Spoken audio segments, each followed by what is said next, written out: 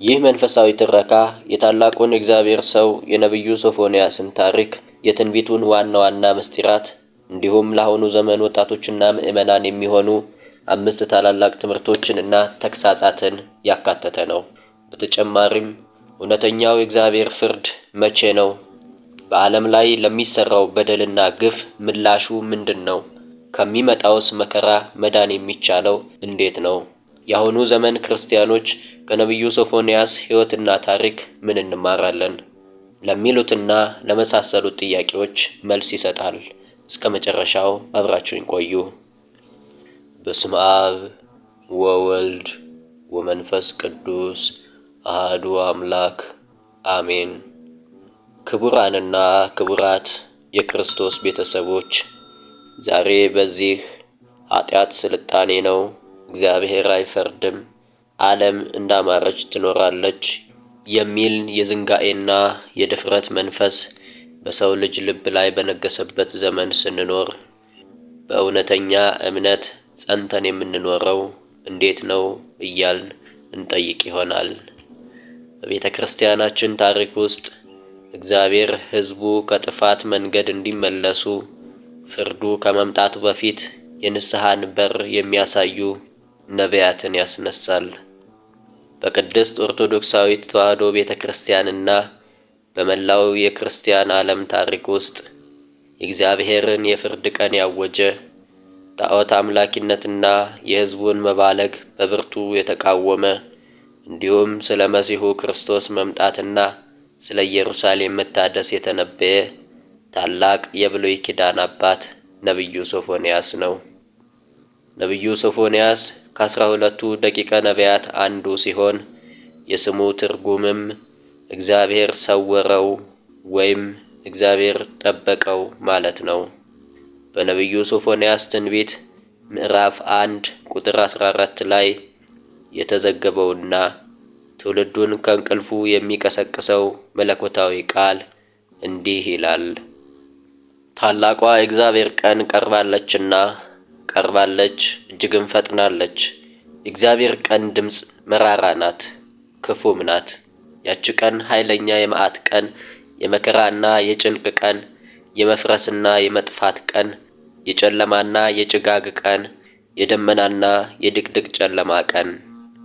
ይህንን አስፈሪ የፍርድ ቀን እያወጀ ነገር ግን ከፍርዱ በስተጀርባ ያለውን የእግዚአብሔርን ምሕረትና መሲሐዊ ተስፋ የሰበከው ታላቁ አባት ነቢዩ ሶፎንያስ ነው። ውድ ቤተሰቦቼ፣ በዚህ መንፈሳዊ ትረካ በጥልቀት የምንመለከተው የዘመናችን ወጣቶችና ምዕመናን እግዚአብሔርን መፍራትን፣ ንስሐ መግባትንና ተስፋ አለመቁረጥን ልንማርበት የሚገባውን የታላቁን የነቢዩ ሶፎንያስን አስደናቂ ታሪክና ትንቢት ነው። እርሱ ለጽድቅ የቆመ ጀግና ነቢይ ነው። ይህ ታሪክ ልባችንን ወደ እግዚአብሔር የሚመልስ ነውና እስከ መጨረሻው በጽሞና አብራችሁኝ እንድትቆዩ በክርስቶስ ፍቅር እጋብዛችኋለሁ። የነቢዩ ሶፎንያስ ማንነትና የተነሳበት ዘመን። ነቢዩ ሶፎንያስ ትውልዱ ከንጉሣዊ ቤተሰብ ወገን እንደሆነ በትንቢት መጽሐፉ መጀመሪያ ላይ ተመዝግቧል። እርሱ የሕዝቅያስ 5ኛ ትውልድ ነው። ይህ ማለት ሶፎንያስ በቤተ መንግሥትና በመኳንንቱ ዘንድ ታላቅ መደመጥና ተሰሚነት የነበረው ማለት ነው። ትንቢት መናገር የጀመረው በይሁዳ ንጉሥ በአሞን ልጅ በኢዮስያስ ዘመን ከክርስቶስ ልደት በፊት በ7ኛው መቶ ክፍለ ዘመን ገደማ ነው።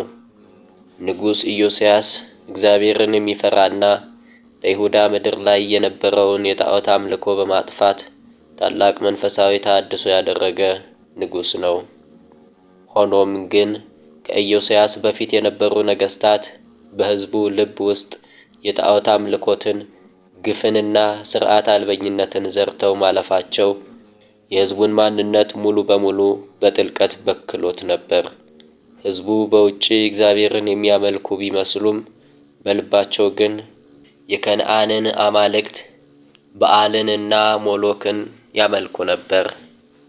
በዚህ የግብዝነትና የኃጢአት ጨለማ ውስጥ ነው እንግዲህ እግዚአብሔር ነቢዩ ሶፎንያስን ያስነሳው።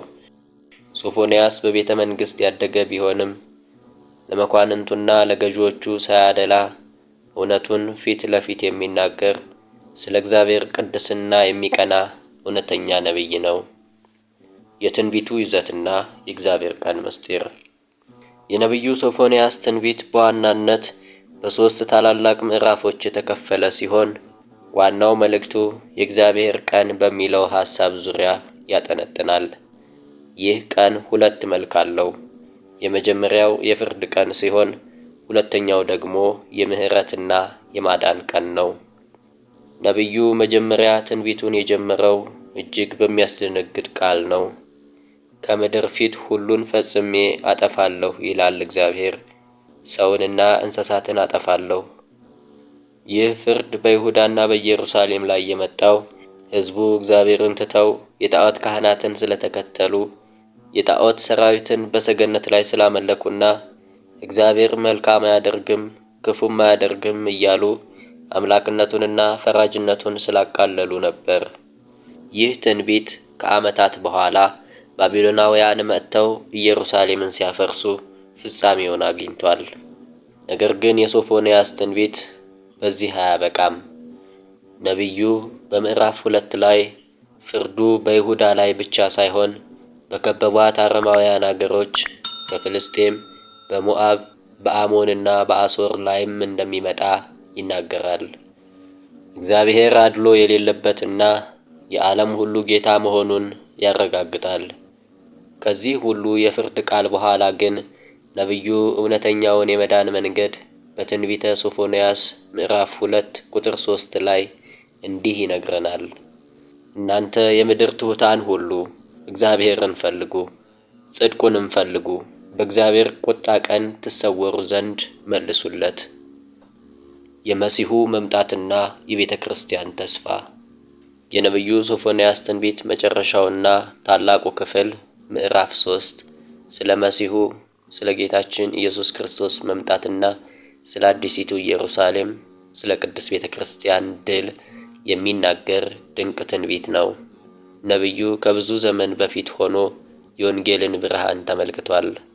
በምዕራፍ 3 ቁጥር 9 ላይ እንዲህ ይላል፣ በዚያን ጊዜ ሁሉም በአንድ ቀንበር ሆነው እግዚአብሔርን ያገለግሉት ዘንድ ስሙንም ይጠሩ ዘንድ ለአሕዛብ ንጹሕ ልሳንን እመልስላቸዋለሁ። ይህ ትንቢት በአዲስ ኪዳን አሕዛብና አይሁድ በአንድነት ክርስቶስን አምነው በአንድ ጥምቀትና በአንድ እምነት እግዚአብሔርን የሚያመልኩባት የቅድስት ቤተ ክርስቲያንን መመስረት ታላቅ ምስጢር ነው።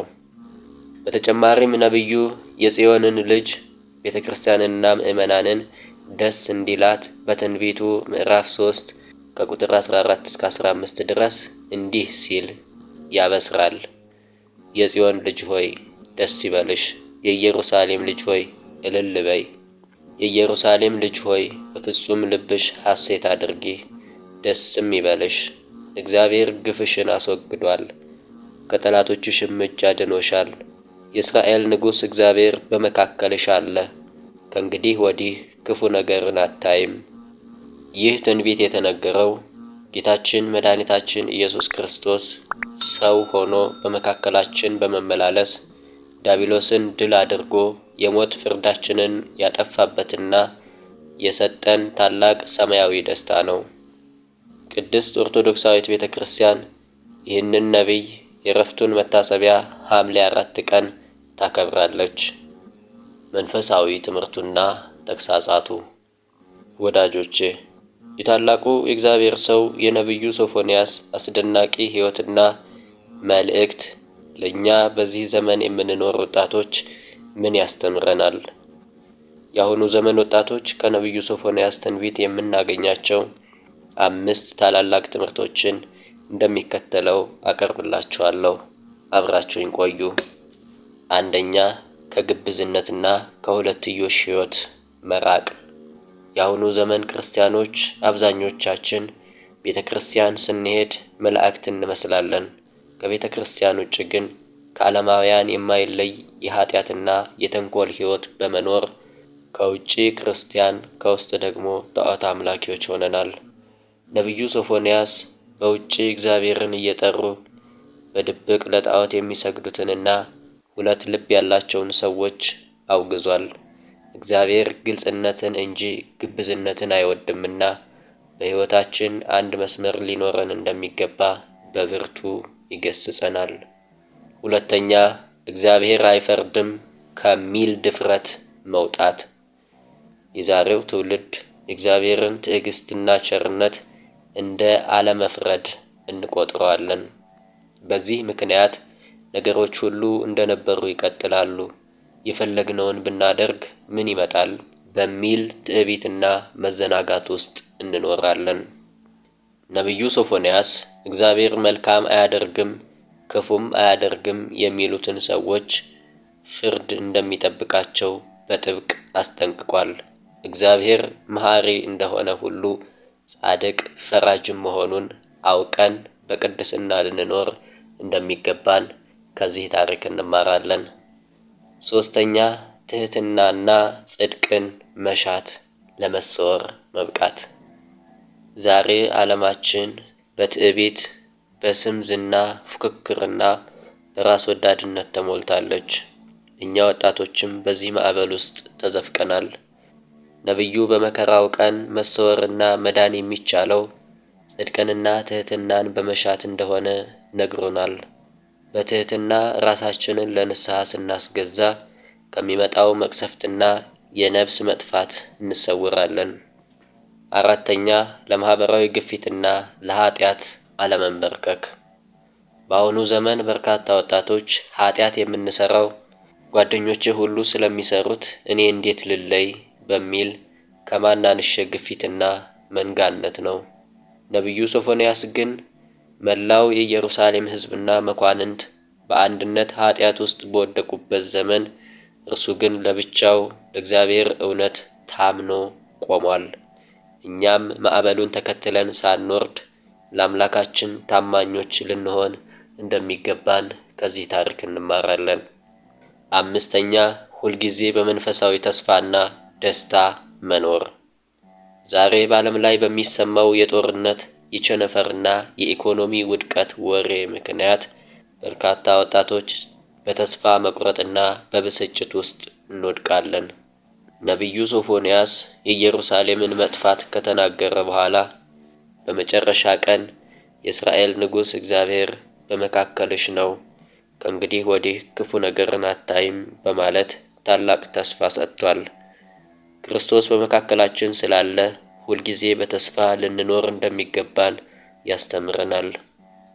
በአጠቃላይ የነቢዩ ሶፎንያስ ታሪክና ትንቢት የሚነግረን ፍርዱ ሳይመጣ ዛሬ በንስሐና በትህትና ወደ እግዚአብሔር ስንመለስ እርሱ በምሕረቱ ይሰውረናል፣ በቅድስት ቤተ ክርስቲያኑም ውስጥ የዘላለም ደስታን ያጎናጽፈናል የሚለውን ነው።